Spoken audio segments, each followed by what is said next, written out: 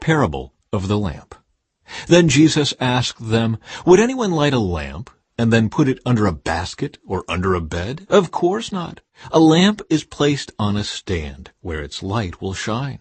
For everything that is hidden will eventually be brought into the open, and every secret will be brought to light.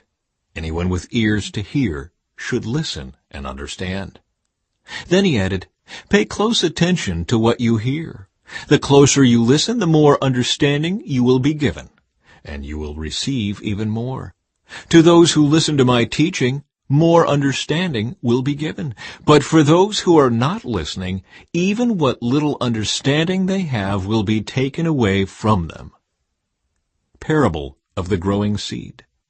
Jesus also said, "The kingdom of God is like a farmer who scatters seed on the ground. Night and day, while he's asleep or awake, the seed sprouts and grows, but he does not understand how it happens.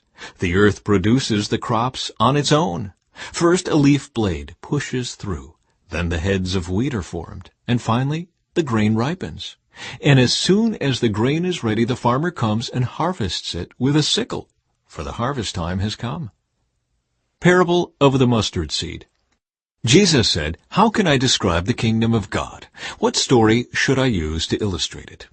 It is like a mustard seed planted in the ground. It is the smallest of all seeds, but it becomes the largest of all garden plants. It grows long branches, and birds can make nests in its shade." Jesus used many similar stories and illustrations to teach the people as much as they could understand. In fact, in his public ministry, he never taught without using parables. But afterward, when he was alone with his disciples, he explained everything to them. Jesus calms the storm. As evening came, Jesus said to his disciples, "Let's cross to the other side of the lake." So they took Jesus in the boat and started out, leaving the crowds behind, although other boats followed.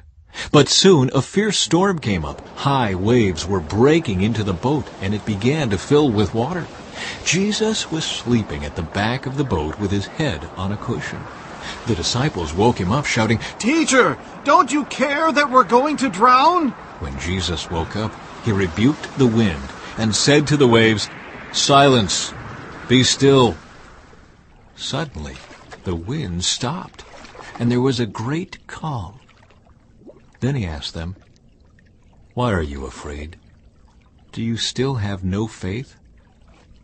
The disciples were absolutely terrified. "Who is this man?" they asked each other. "Even the wind and waves obey him."